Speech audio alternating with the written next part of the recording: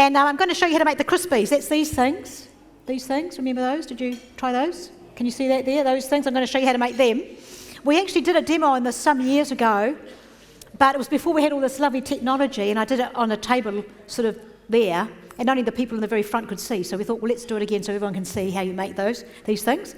They take about, I know when I'm at home and I've got a packet, you start with a packet of these things, and it takes 12 minutes to turn this into this. Well, that's actually not counting baking it, just prepping it. So just wait 12 minutes and then you can have your dessert.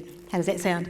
So you start with a packet of these things. They're the Janus whole, I use the wholemeal pita breads. And basically, we've just got to halve them. So I've already actually done that.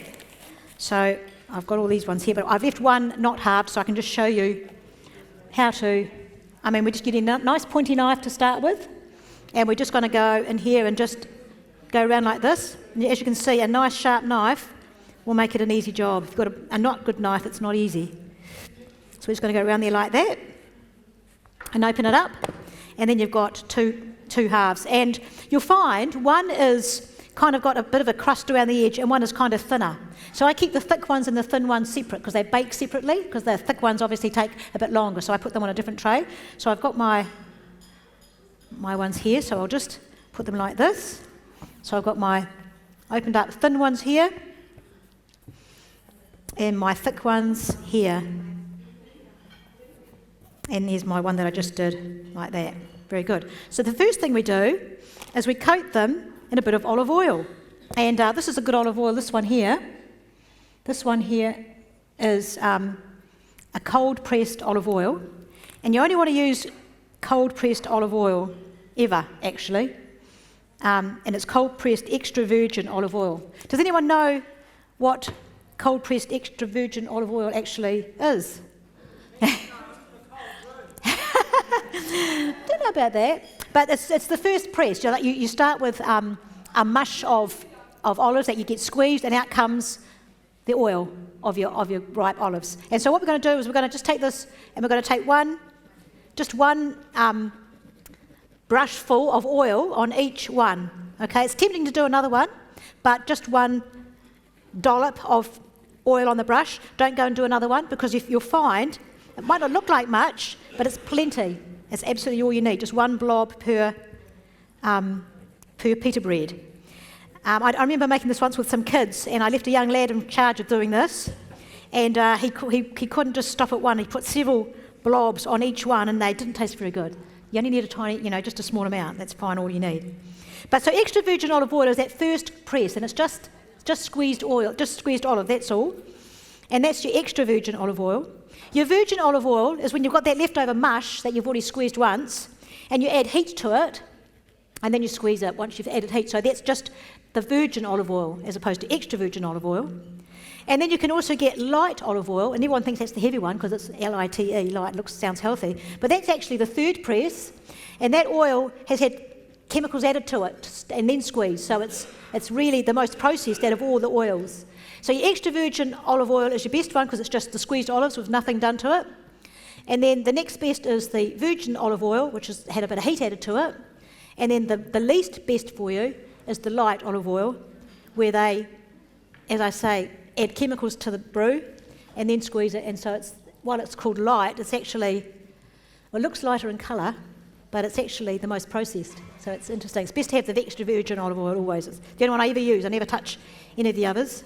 And this one here that I showed you, that one, is quite a good one because it has no trans fats in it. Some on even cold pressed olive oil, some of them have got trans fats in them. I don't know how they do that, but that one doesn't. Yeah, so always look for that because trans fat's the worst kind of fat you can eat, actually. Do you heat that? Well, it's best not. Oh, I just did a second dot then. I hope you didn't notice that, did you?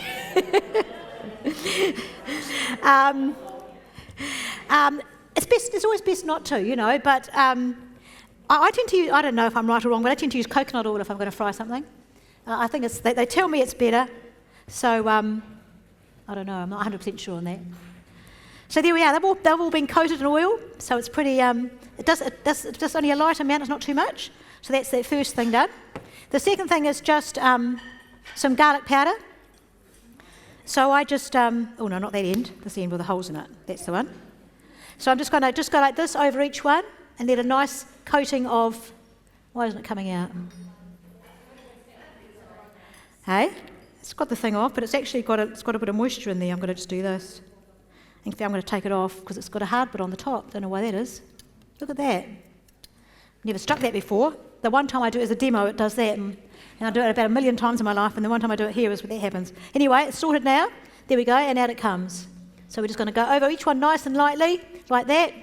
Sometimes you can buy garlic powder at places like Trent's or different places, the wholesale places, in a bag, and the garlic powder is very sort of light and powdery. It's almost like talcum powder texture, and you can't use it for this because it just comes out in clumps, whereas this one here is slightly granulated, and it just comes out nicely, beautifully and evenly like that.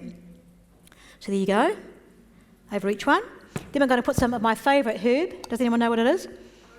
Oregano. I love it. It's my favourite. So I'm going to put a sprinkling of that over each one now.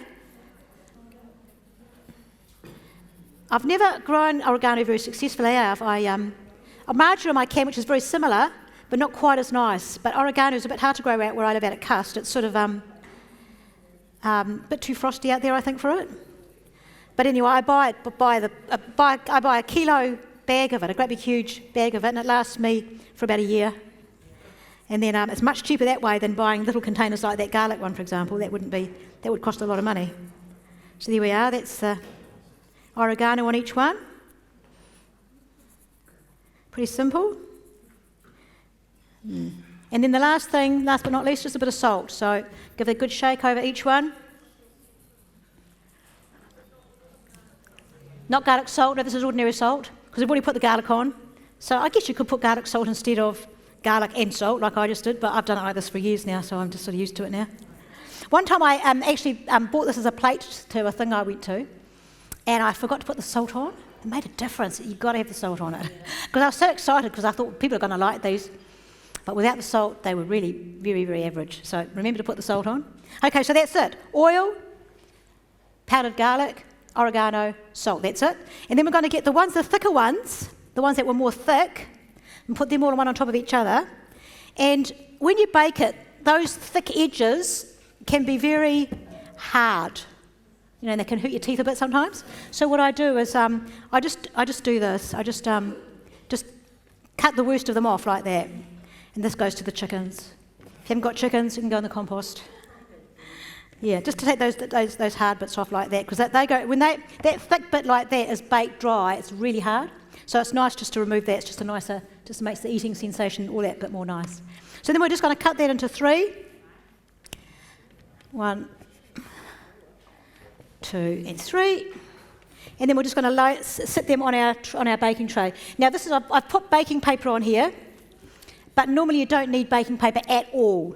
The only reason why I put baking paper on here is because the tray is really grotty and it's all rusty and stuff. So it's the only one we had here. So I've just put a baking paper on it for that reason. But normally just straight onto the tray is all you need to do. So these go in on the tray like that and into the oven at about just about 150 degrees or maybe just 140. Depends on your oven a bit. And for about, I think it says about half an hour in there, doesn't it, on your instructions? But the thing is, it's all in the baking, making these nice. Okay, so what you do is you put them in the oven at about 150, 140, and after about maybe half an hour or 20 minutes, they start to smell so absolutely fabulous. And at that point, stay by your oven because they go very quickly from being perfect to going too hard. So it's all in the baking. You just got to watch the baking, that you don't overdo it. And quite often what you find, which is a bit of a pain, is some of them are ready and some of them aren't. So you've got to fiddle with it a bit when you're baking. You might pick off at the first, after about 25, 30 minutes, you might take about 10 of them out and put them on a baking tray just to cool down. But what you want is you want them to be so that when they're ready, you want them to go like this. A nice crispy, like that. So if they're still feeling sort of soft, put those ones back in. And then just put the beeper on, the timer on, because you put them in and walk away and you wait 4 minutes, you've lost them. So you've got to be diligent about staying by the oven and put your timer on, otherwise you get caught. And I've done it many times, so that's why I'm telling you. So I put this tray in, and then I do the same with the skinny ones. I don't need to cut the edges off the skinny ones because they haven't got the big, hard, crusty bits, but they'll just get cut into quarters and put in into 4 bits and then onto another tray. And I put the thicker ones on top because the top of the oven's warmer. The bottom of the oven's not quite as warm, so then they come about more or less at the same time, but you just got to watch them all. You've got to spend a bit of time. So actually preparing them takes, as I say, 12 minutes, but the baking takes a bit longer. That's where you've got to make a bit more effort. But apart from that, you should be able to enjoy having those pretty pretty straightforward. So there we are. You should be able to do that now, no problem. So just to let you look at again, those are the ones I use. They've got really good ingredients in them. It's just flour, wholemeal flour, water, yeast, oil, salt, and they never used to have preservative in them. But I've noticed in about the last year or so, they've started putting preservative in them. They never used to. But I used to buy them, and if I'd buy them and put them in the cupboard, and sometimes after about 5 or 7 days, they had little green spots on them. So that's why they put the preservative in, and so you can keep them in your cupboard for longer now. So that's how it is at the moment. But still not too bad. The ingredients are pretty straightforward, pretty nice natural ingredients. So in the oven for about 25 minutes, just check them, and then take them out and put them on a baking tray to cool down, and then into an airtight container, and they keep for about a week. I made these on Thursday, and they're still quite good. So you have it. You may now have a go when you get home. Okay, thanks.